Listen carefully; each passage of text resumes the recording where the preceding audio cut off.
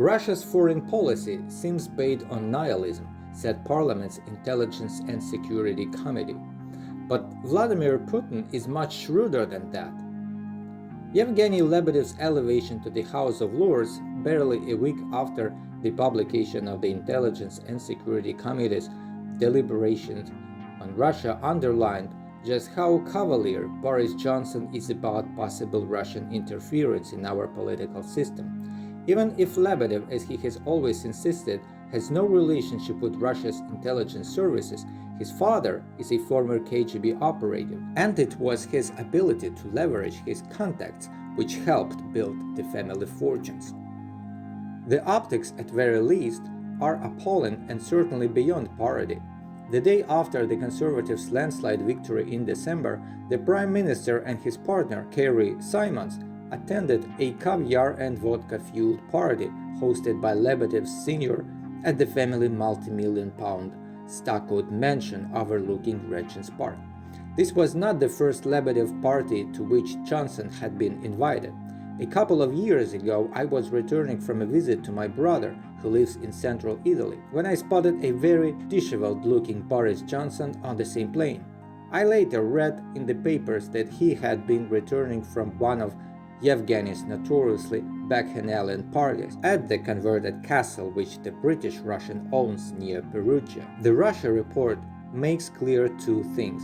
The tourists get a lot of money from Russian oligarchs, and the Intelligence and Security Committee believes that there should be an investigation into Russian interference in the 2016 Brexit referendum. On that second point, the Prime Minister predictably responded with words to the effect of "it's all old hat and in any case the people have spoken, etc., etc." With his 80-seat majority and his propensity to lie, this has become a stock response to any uncomfortable news. So although the report contained information which should have triggered alarms designed to protect the integrity of our democracy, they failed to go off. So far, so Brexit-era politics. One thing the report skirted over was the question of Russian motivation. Few commentators have asked why Brexit might be in Russia's interests. In The Guardian, Jonathan Lees appeared baffled, noting that many experts argued that Russia had both economic and political interests to maintain a strong EU, not least as a bulwark against the US. I must have missed the many experts he consulted because running covert operations which work to its strategic disadvantage doesn't sound like the Russia I know.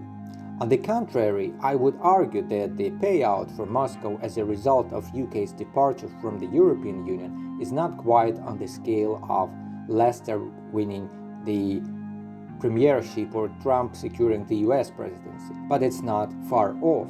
The UK was the only country that linked the intelligence sharing union of the Five Eyes: itself, the US, Canada, Australia, and New Zealand, with the criminal and intelligence databases of the European Union.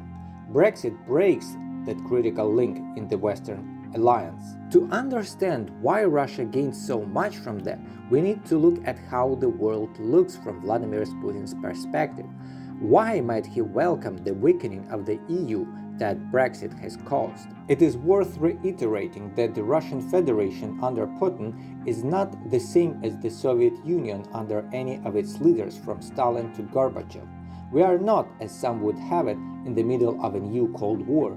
Russia today is a capitalist economy, albeit one in which a small clique often overrides genuine market competition, but it is more integrated into wider global trade relations than the Soviet Union ever was. Russia's foreign policy is therefore not merely driven by politics but equally by the requirements of its trade relations.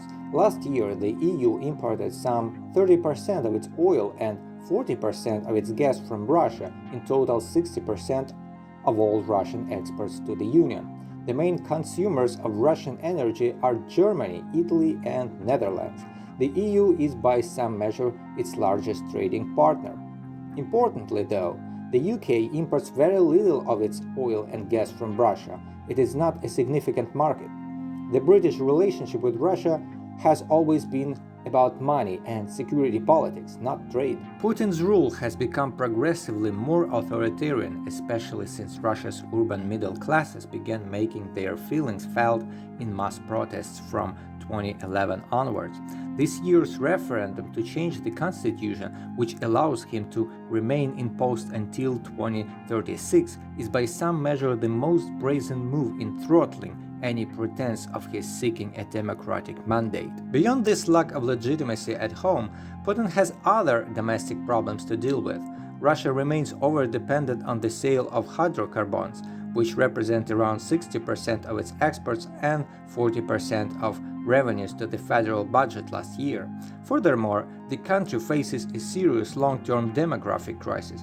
True, Putin's natalist policies slowed it down for half a decade after 2010. But this has now gone into reverse again and is likely to accelerate as a consequence of COVID-19. With a reproductive rate of 1.58 per woman, the long-term forecast is that Russia's population will sink to around 110 million from 146 million today. Throw it another 2.5 million if you include occupied by Russia Crimea. Focusing on foreign policy is a way of deflecting attention from these troubles. Putin's aim is to present Russia as one of the four decisive forces in international politics, along with the US, China, and the EU. Russia suffered a profound domestic trauma during the gangster capitalism of the 1990s, in which living standards collapsed, except, of course, for those of the oligarchic and criminal classes. One of Putin's great talents, after he became president on the first day of 2000, was to exploit that widespread social insecurity to eliminate his opponents using what in the communist takeovers of the late 1940s were known as salami tactics. This was also personal for the new president.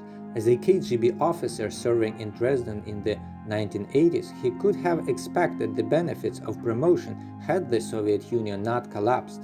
His generation benefited least from the ruptures of the 1990s. On assuming the presidency, he appeared determined to make up for lost time. The main reason he has become more authoritarian is that his coterie has, in resorting to violence, intimidation, and extreme wealth accumulation, begun to resemble the oligarchs of the 1990s, rather as the pigs in Animal Farm started to resemble the humans after a few years in power. Russia also has the hostility of the West to contend with. Russians and their security elite, like Putin in particular, experienced the expansion of NATO and the West's increasing interest in Ukraine after 2004 as an aggressive strategy. For Putin, this was especially galling, as he believed that he had bent over backwards to accommodate Western interests in the first few years of his rule. In Afghanistan, for instance, the Russian president ordered his military to allow the US to use Russian facilities in Tajikistan to prosecute its war against the Taliban. This gesture was unprecedented.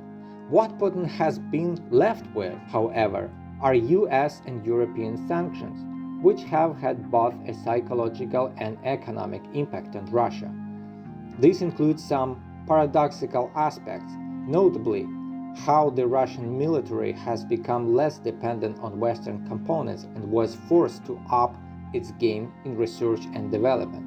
And it has. Despite that last point, the overall picture is that Putin faces immense social, political, geopolitical, and economic challenges in sustaining Russia's status as a great power. What, though, of its military power? As the Russian military's chief of general staff, Valery Gerasimov, pointed out in a much-cited article in 2013, the nature of warfare has changed, and Russia must adapt towards the new hybrid strategies that embrace information warfare as a central plank. Gerasimov didn't spell it out, not that he needed to, but Russia has nothing approaching the economic capacity and infrastructure to maintain parity in weapons technology and military investment with the US and China. Its primary claim to great power status lies in the residual power of its enormous nuclear arsenal, together with some impressive strides it has made recently in missile technology, notably in the hypersonic sector. Given Russia's inability to compete with the West economically and technologically, it began to examine how they might exploit the West's societal and political vulnerabilities. The Intelligence Committee report suggested that nihilism drives Russia's foreign policy, and a welter of commentary argued that the Russians want to destroy our way of life. This is hogwash. Who would buy Russia's hydrocarbons if not the Europeans? Europe imports 2.5 times as much from Russia as its second biggest trading partner, China. And although Putin has made much of his cozying up to Beijing, especially since Xi Jinping's rise, Russia has underlying fears about China's long-term plans. And what is more, switching its energy exports from the EU to China could not be done overnight, nor does Russia wish to become over-dependent on China as energy importer. Instead, it seeks to drive wedges between and within Western countries, to weaken them and to weaken their ability to coordinate policy over issues like Ukraine or the Nord Stream 2 pipeline, which takes oil directly from Russia to Germany, bypassing Poland and Ukraine. This is where trade and security politics intertwine.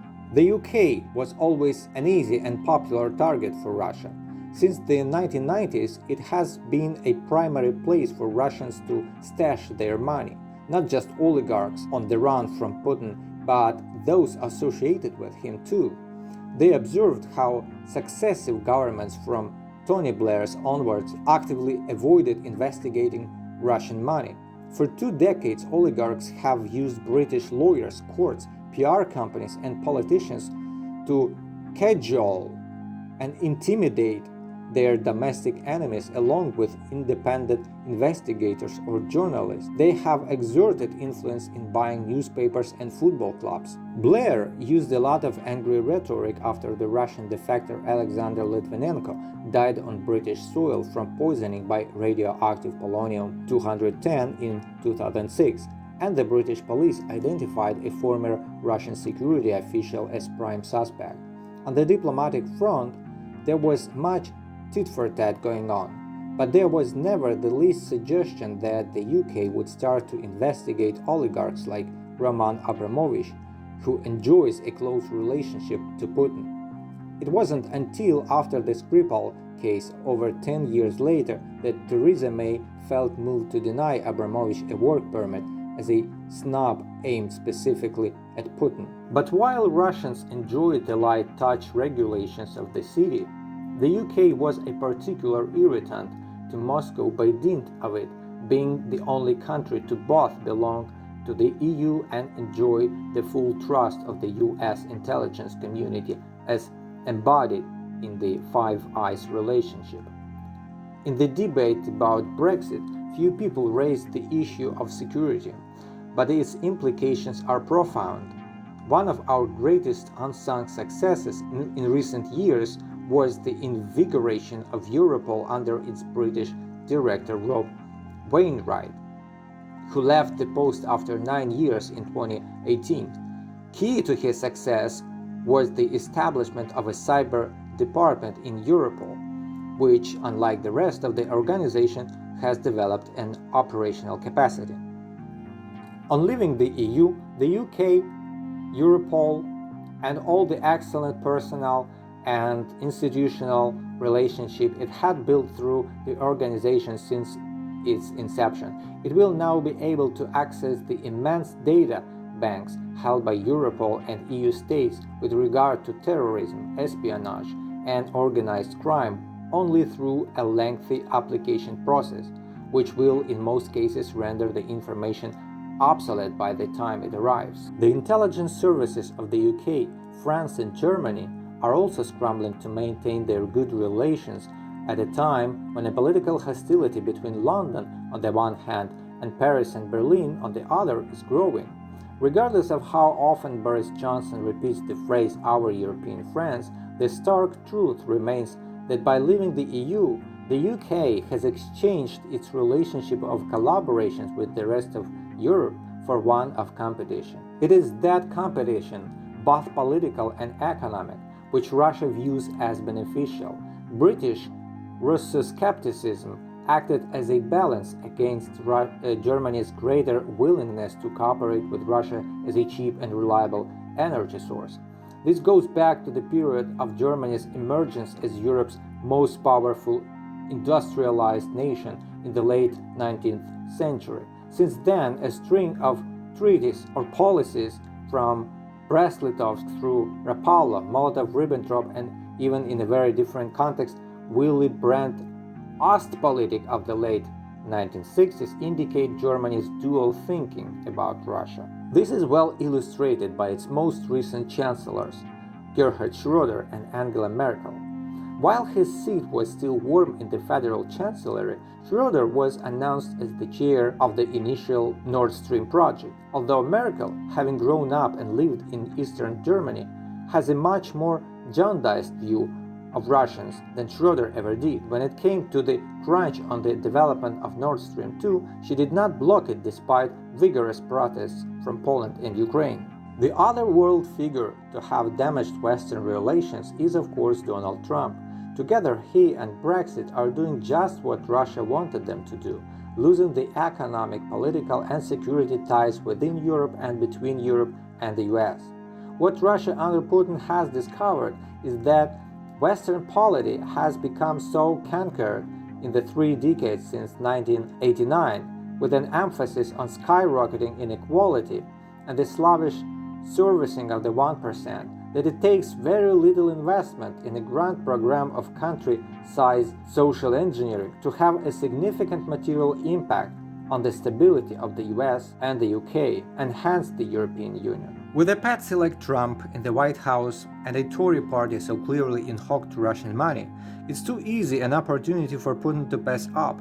I certainly wouldn't if I were in his position.